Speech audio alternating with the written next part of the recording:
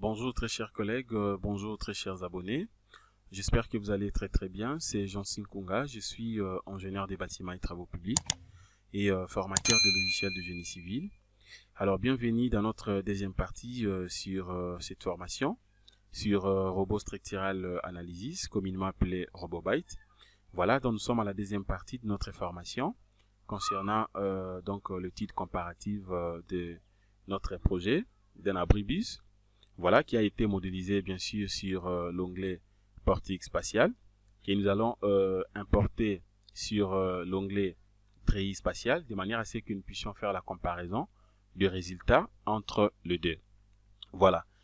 Étant donné que nous avons déjà donc obtenu le résultat du côté portique spatial, maintenant nous allons donc importer directement notre projet. Je vais vous montrer comment est-ce que vous pouvez directement importer ces projets, travailler ou traiter sur portique spatial vers treillis spatial, de manière à ce que nous puissions relancer à nouveau les calculs et vérifier les résultats de l'autre côté, et à la fin nous allons comparer les deux. Voilà, je crois qu'ici nous allons vérifier. Donc ça, ce sont des résultats que nous avons obtenus donc dans l'onglet portique spatial. Donc voilà, portique spatial, et donc nous avons vérifié, nous avons trouvé donc disons les moments fléchissants, la valeur de moment fléchissant est là, et la valeur de l'effort tranchant aussi est là, mais aussi la valeur de l'effort normal. Voilà. Alors maintenant, sans plus tarder, nous allons continuer notre formation. Voilà. Maintenant, je peux fermer ici. Alors à ce niveau, maintenant, qu'est-ce que je fais ici? Voilà, dans notre projet là. Alors, je peux d'abord cacher tout ce que vous êtes en train de voir ici. Voilà comment je peux faire ça. Je viens ici, je prends résultat, je vais prendre toujours diagramme. Alors, c'était pour la déformer. Je prends déformer ici. Je vais cliquer sur rien et puis j'applique. Voilà, tout est parti. Voilà. Maintenant, qu'est-ce que je fais à ce niveau? Je vais maintenant importer. Je vais ouvrir ces projets. Donc, maintenant sur treillis spatial. Voilà comment est-ce que je peux importer ça sur l'onglet treillis spatial. Voilà, c'est très simple. Je viens ici. À partir d'ici, je viens cliquer sur définition de la structure. Je clique sur définition de la structure. Voilà. À partir d'ici, vous avez d'autres éléments qui peuvent vous aider de manière à ce que vous puissiez donc amplifier ou compléter les informations lors de vos modélisations sur Robot Structural Analysis. Par exemple, ici, vous avez le polyline contour, vous avez le nez, vous pouvez créer les nœuds à partir d'ici. Voilà, donc il y a d'autres éléments qui n'apparaissent pas ici, mais vous avez la possibilité d'obtenir ça dès que vous cliquez ici sur définition de la structure. Voilà, même les chargements, les profilés, donc vous avez vraiment tout là, même les appuis. Voilà, ce qui nous concerne concernant l'importation. Voilà, je viens ici, je vais cliquer sur type de structure. Voilà, une fois cliqué sur type de structure, à ce niveau ici, vous avez la possibilité d'avoir directement et tous les onglets qui nous aident bien sûr de travailler sur Robot Structural Analysis. Voilà, donc là, le projet a été modélisé ou traité, même travaillé sur, comme je vous avais dit, étude d'un portique spatial. Maintenant, je vais importer ces projets directement vers treillis spatial. Alors, qu'est-ce que je fais? C'est juste question de venir ici. Je vais cliquer directement sur étude d'un treillis spatial. Voilà, une fois cliqué, je vais patienter un tout petit peu.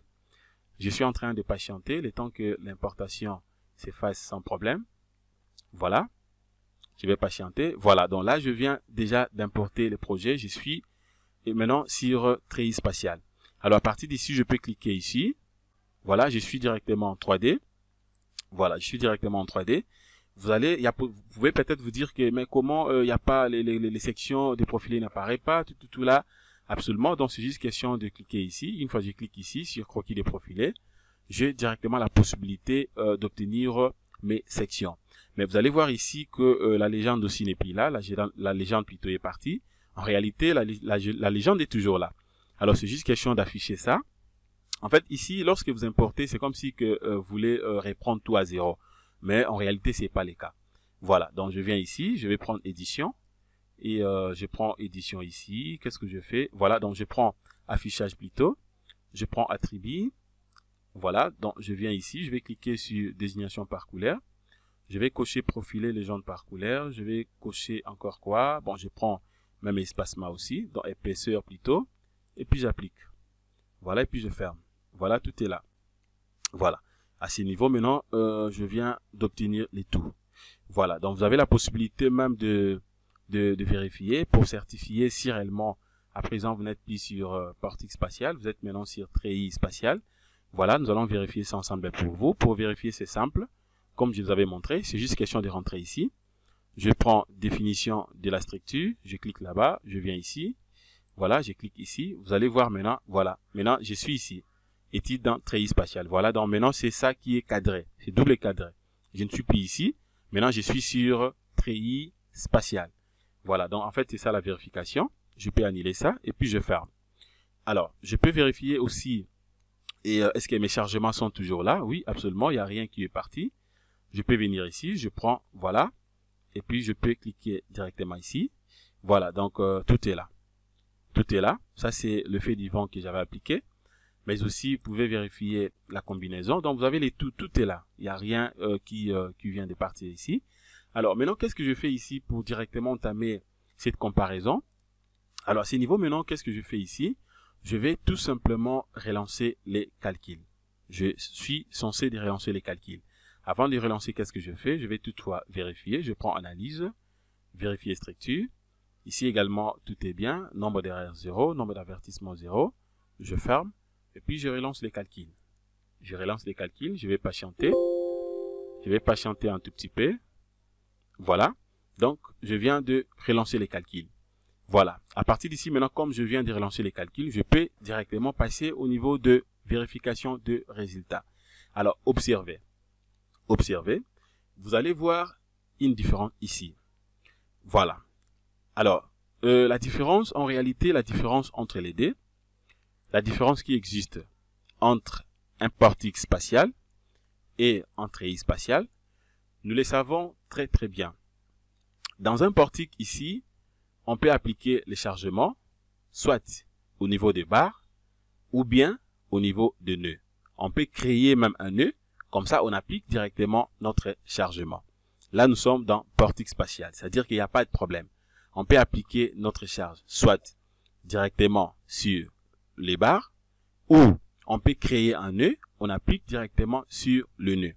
Mais tandis qu'au niveau du treillis spatial, dans un treillis spatial, au niveau d'un treillis par exemple, ici je parlais en termes de portique spatial, mais c'est pour tous les portiques. Ça peut être un portique spatial, c'est-à-dire portique en 3 dimensions, tout comme portique plan, en 2 dimensions. Donc, le principe est le même. Le principe est le même. Alors, concernant le treillis spatial également, ça peut être un treillis plan, c'est-à-dire treillis en 2 dimensions, tout comme treillis spatial, comme notre cas, treillis en 3 dimensions. C'est-à-dire, tandis que dans un treillis, donc, le charge est appliqué tout simplement au niveau de nœud.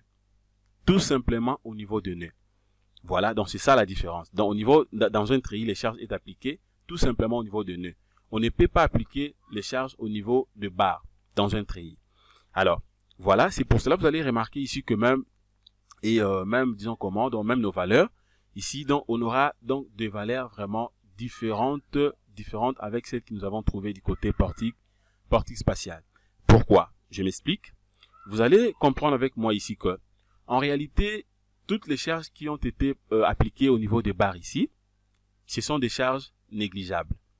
Ce sont des charges qui ont été négligées, puisque nous sommes maintenant au niveau de treillis spatial. Étant donné que, dans un treillis spatial, les charges, donc, c'est-à-dire quoi? Les charges ne peuvent pas être appliquées, donc les chargements plutôt ne peuvent pas être appliqués sur les barres. Donc, tout ce qu'on avait appliqué sur les barres dans le portique spatial a été, bien entendu, négligé du côté treillis spatial. Voilà, donc je crois que je suis vraiment clair. Alors, nous allons vérifier maintenant les résultats ici. Voilà, donc je vais rentrer ici sur combinaison. Alors, je viens directement ici, je prends résultat. Voilà, je prends résultat. Déjà, à ce niveau ici, vous allez voir ici que la flèche est figée.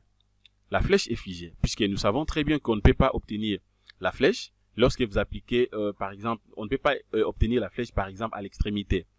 Tandis que la flèche est obtenue au niveau soit disons comment, de la poutre ou soit au niveau des barres. Donc, lorsque vous appliquez les chargements sur la barre. Voilà, donc, est figé. Alors, je viens ici, je prends directement diamètre barre.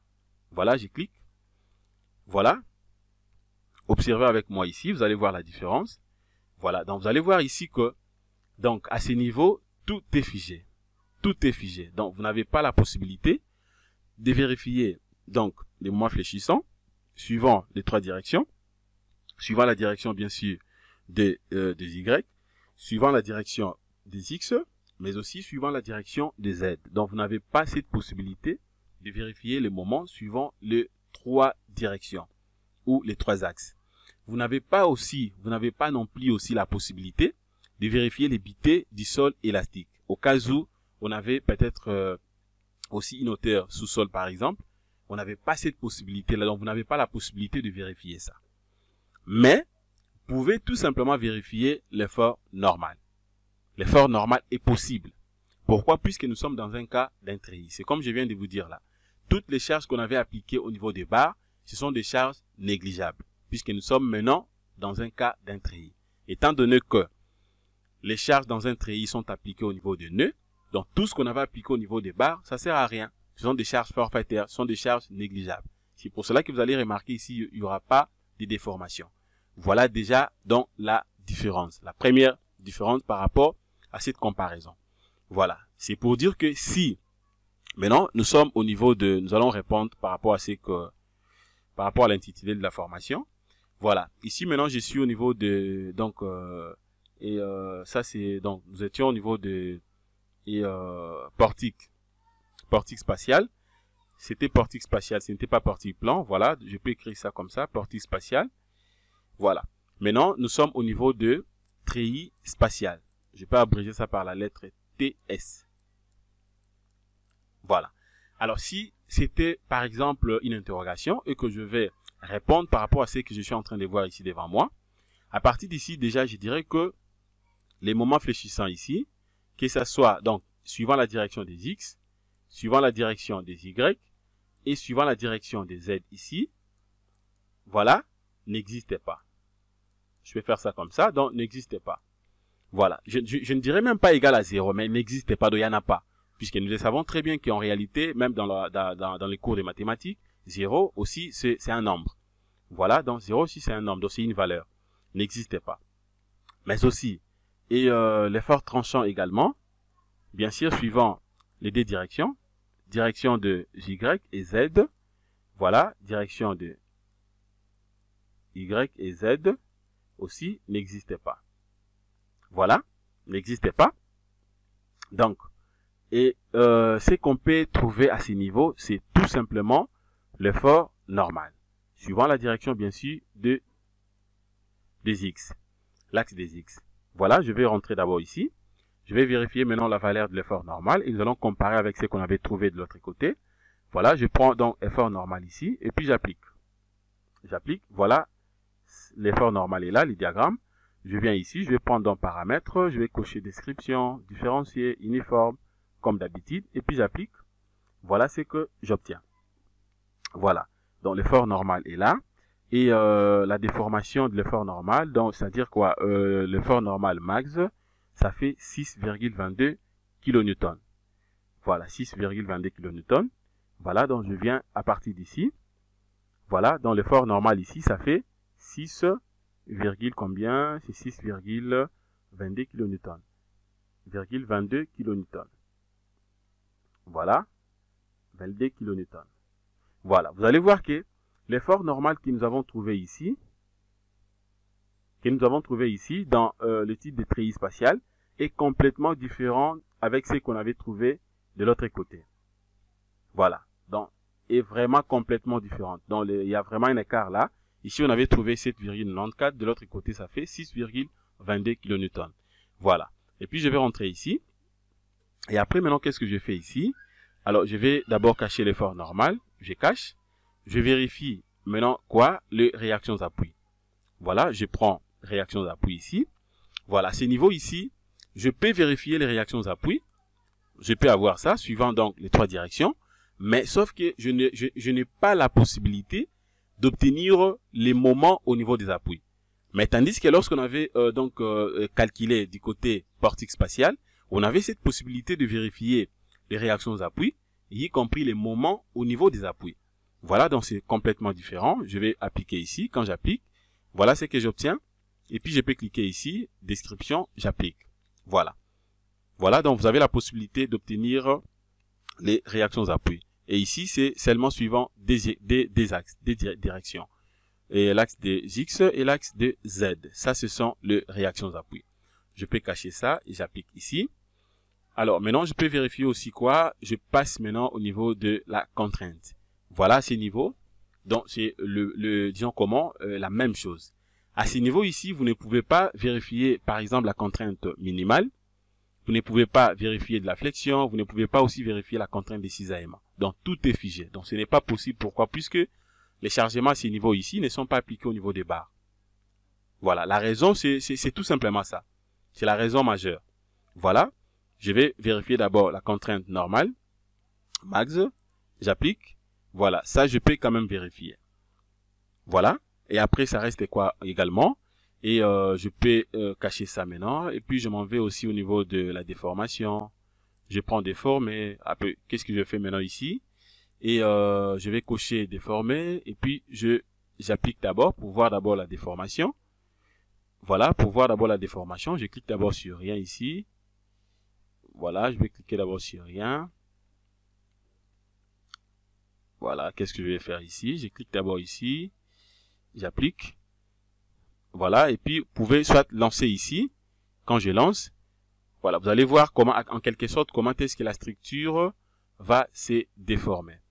Voilà, donc je crois que nous sommes arrivés à la fin de notre formation concernant donc cette étude que nous venons de faire ensemble avec vous, de manière à ce que nous puissions donc répondre à cette question et la question majeure. Voilà, donc nous sommes déjà presque à la fin de notre formation. J'espère que tout a été bien fait.